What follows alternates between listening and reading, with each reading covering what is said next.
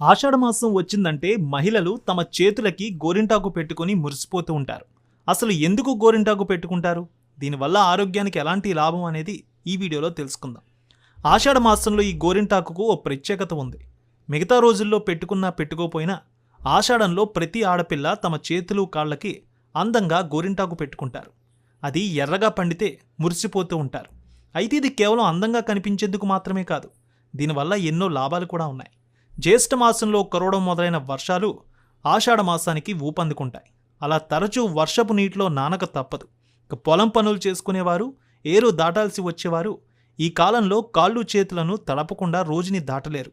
ఇలాంటి సమయంలో చర్మ వ్యాధులు రావడం, గోళ్లు దెబ్బతినడం సహజంగా జరుగుతూ ఉంటాయి. అయితే గోరింటాకు పెట్టుకుంటే కొద్ది రోజుల పాటు ఈ సమస్యలు తగ్గుతాయి.